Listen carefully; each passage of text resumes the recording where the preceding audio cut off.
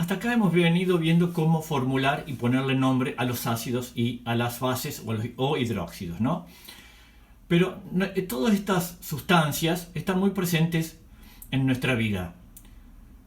¿Cómo las podemos nosotros diferenciar? ¿O cómo podemos nosotros detectar si una sustancia determinada es un ácido o una base? Bueno, una de estas es a través del sabor. Los ácidos tienen sabor agrio y las bases tienen sabor amargo. Por ejemplo, un ácido es el jugo de limón, o el jugo de naranja, o de pomelo, o de cualquier cítrico que yo quiera sacar, es un ácido. Entonces, si yo lo pruebo, obvio que el limón es más ácido que la naranja, pero todos tienen un sabor agrio o ácido. En cambio, las bases tienen sabor amargo. Esto que a mí me sirve para diferenciar una sustancia, tampoco lo puedo tomar para cualquier ácido o para cualquier base, porque, por ejemplo, otra de las características es que son sustancias muy corrosivas y que van a disolver la materia orgánica. ¿Esto qué quiere decir? Que un ácido, si yo me lo meto en la boca, me va a hacer daño. Lo mismo una base, me voy a morir. Un ácido fuerte o una base fuerte, si yo me la tomo, me va a producir la muerte. Un ácido débil o una base débil, no. Ese es el caso, por ejemplo, del limón, que mencionamos hace un rato, o de los cítricos. Otra de las características es que al tacto, por ejemplo, las bases tienen una sensación jabonosa. Por ejemplo, la lavandina, si yo toco la lavandina, siento como que es una sustancia jabonosa, lo cual no es lo mejor tocarla porque, como dijimos hace un rato, es corrosiva, entonces me va a dañar la piel de las manos. Otra de las características es que si yo utilizo papeles tornasol o papeles colorimétricos, los va a variar de color. Esto lo vamos a ver un poquito más adelante.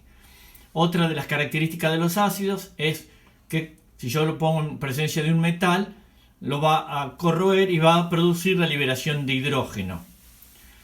También los ácidos en presencia de los carbonatos los van a corroer también y van a desprender dióxido de carbono. Después, otra propiedad es que los ácidos, si yo los mezclo con una base, pierden sus propiedades. Pasa lo mismo tanto con los ácidos como con las bases.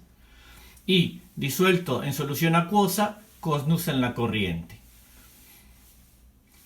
El tema es cómo puedo definir entonces cuando una sustancia es ácida o una sustancia es básica. Bueno, una de las teorías, que es la teoría de Arrhenius, decía que cuando yo lo disuelvo en agua, a una de estas sustancias, ya sea un ácido o una base, un ácido va a ser aquella que aumenta la concentración de hidrógeno o de protones, y una base va a ser aquella que aumenta la concentración de grupos oxidrilos en solución acuosa.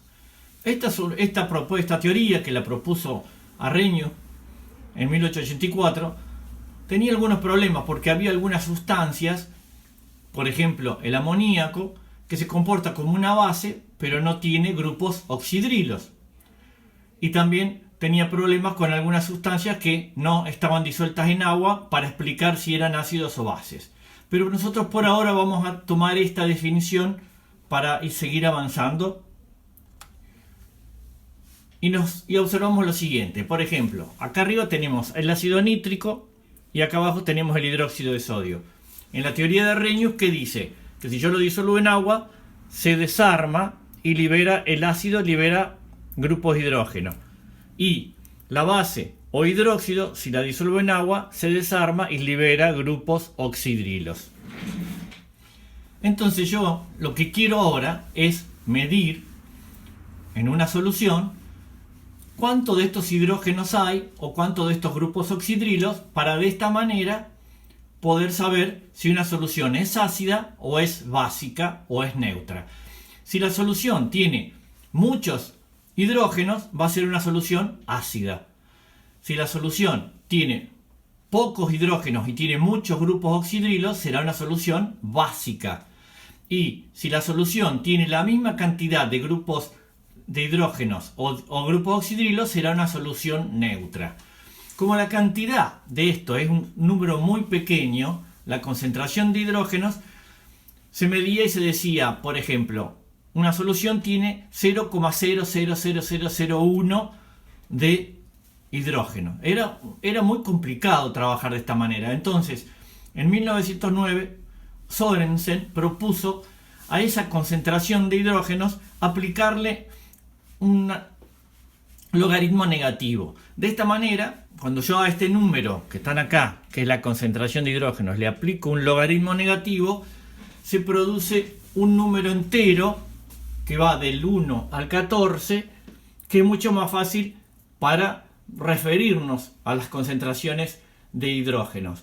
Entonces, de esta manera, con esta fórmula que propone Sorensen y que es aceptada por todos los químicos, aparece lo que se llama la escala de pH.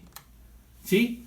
La escala de pH, pH significa o poder hidrogeniones o poder o potencial de hidrogeniones, es una escala que va del 0 al 14 y que sale de aplicarle el logaritmo negativo a la concentración de hidrógenos, que está acá abajo, por ejemplo, 10 a la 7, 10 a la 6 y así sucesivamente, y que me da un número entero.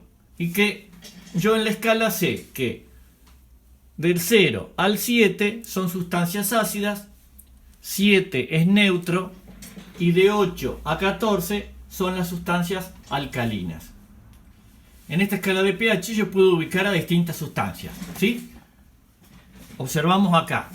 En los ácidos, por ejemplo, el ácido de batería, si yo agarro una batería del auto o una batería, una pila o cualquier tipo de batería y extraigo el ácido o la sustancia líquida que tiene adentro, es una sustancia ácida y va a tener un pH entre 0 y 1. El jugo de limón o el jugo de pomelo o el jugo de cualquiera de los cítricos aproximadamente entre 2 y 3. El ácido clorhídrico, que es el ácido que tenemos en el estómago, que también se llama ácido muriático, que nosotros lo compramos en la ferretería para echarle a la pileta, tiene un pH de 1. Vemos que la banana tiene un pH 4, el café 5, la leche pH 6, se va acercando al neutro. El agua pura tiene un pH de 7. A partir de acá pasamos a hacer sustancias un poco alcalinas. Por ejemplo, la sangre humana tiene un pH de 8, la clara de huevo 9, la lejía, que es la lavandina, tiene un pH 10, el amoníaco, que es una sustancia que se usa para limpiar, tiene un pH de 11, el limpiador de hornos, que es una sustancia más alcalina, tiene pH 13, y el limpiador de drenaje, que es el hidróxido de sodio, tiene un pH 14. ¿Cómo medimos una sustancia al pH? Lo más indicado es usar un pHímetro, que es un aparato electrónico, el cual yo lo tengo que calibrar con una sustancia buffer primero, y luego introduzco la sustancia que yo quiero medir el pH, que no sé qué sustancia es, si es ácida, si es neutra o si es alcalina, lo introduzco en el pHímetro y me da una medición exacta. Esto es lo más indicado para tener. Lo que pasa es que es un aparato caro y en la mayoría de los laboratorios a veces nos manejamos con un medidor de pH diferente, mucho más sencillo, que no es tan caro de conseguir y que es la propiedad que tiene algunas sustancias de cambiar de color de acuerdo a el pH al cual se lo encuentra, y se lo llaman indicadores colorimétricos. Estos medidores colorimétricos son sustancias que cambian de color de acuerdo al pH, y tenemos una gran cantidad. Acá solamente vamos a ver algunos nomás para tener una idea. Por ejemplo, el azul de timol, naranja de metilo, bromocresol, rojo de metilo, tomasol, bromotimol, fenoftareína, etc. ¿Sí? Estas sustancias tienen un determinado color cuando están ante un medio ácido, y cuando llegan a un medio básico cambian de color, viran. Por ejemplo, el azul de timol, ustedes lo ven, tienen este color en presencia del pH. A medida que va cambiando el pH, vira de color. Lo mismo pasa en naranja de metilo, etc. ¿Qué sucede con estos indicadores? Me va a dar una aproximación del pH, pero no me va a dar un pH exacto. Yo con esto voy a saber si es una sustancia que tiene menos de cierto pH o más de cierto pH, pero no me va a dar el pH exacto. Por ejemplo, la fenolftaleína es una sustancia que ante presencia de una sustancia que tiene pH entre 1 y 8 se mantiene con un color transparente. Cuando el pH empieza a cambiar porque sube más de 8 se torna color rosa. Entonces, si yo tengo una sustancia determinada que no sé qué pH tiene, yo le puedo agregar fenolftaleína. Si no cambia de color es porque tiene menos de 8. En el momento en que el pH, el color es color rojo, me está indicando que el pH es mayor a 8. Entonces yo puedo con esto saber si una sustancia es ácida o básica, pero no puedo tener exactamente qué pH tiene. También con los medidores colorimétricos tenemos un papel indicador, que de esto tenemos en el laboratorio de la escuela y cuando vuelvan las clases lo vamos a hacer para que lo vean, que es un papelito, como ustedes lo ven acá en la imagen, que tiene bandas de colores y que tiene en la cajita una tabla de distintos colores con un número que es el número del pH. Entonces, ¿qué hago con ese papelito? Yo ese papelito lo introduzco en la sustancia que quiero saber el pH, que yo no sé qué pH tiene, lo mojo un minuto y lo dejo que se seque. Cuando se seque, cambia de color, porque tiene una sustancia que tiene la propiedad de cambiar de color de acuerdo al medio ácido o básico. Una vez que se secó, yo lo comparo con la tabla y viendo los colores puedo saber qué pH es. Es un método un poco más exacto, no es lo mejor comparado con el pHímetro o potenciómetro pHímetro, pero es un método que me sirve a tener una aproximación mejor del pH de la sustancia que estoy midiendo. En esta página que ustedes ven acá, yo ahora les voy a mostrar, hay un simulador de pH en el cual ustedes pueden entrar en la computadora, en internet, y jugar un poco para ver e ir aprendiendo. Este es el simulador de pH, ¿sí? Entonces ustedes ven, acá tienen la escala de pH, 7 neutro, para arriba 14 básico, para abajo ácido. Y tengo una cuba acá donde tengo agua. En este caso, ven, acá me dice que lo que tengo es agua. Entonces yo tomo con el mouse este medidor y voy a medir el pH del agua. Dijimos que el agua tiene pH 7. ¿Ven? Como indica ya en el cuadro verde, dice 7.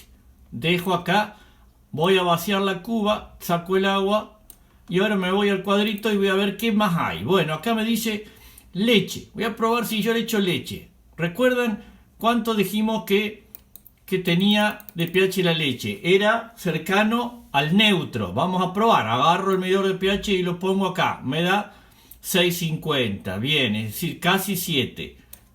Saco el medidor de pH. Voy a probar otro. Me voy a la tabla. Dijimos que la sangre era un poquito alcalina. Vamos a ver si es cierto. Vamos a poner que eche sangre. Ahora voy a medir el pH. Mido, sí, me da 7,40. Es mayor de 7, ya es alcalina. Voy a probar uno más y después juegan ustedes. Dijimos el jugo de naranja. Dijimos que el jugo de naranja, ¿qué era? Era un ácido. Vamos a ver que sí es cierto. 3,50. Bien, es una sustancia ácida. Bien, ya ahí les dejé la página. Ustedes pueden entrar y probar con este simulador los distintos pH de la sustancia.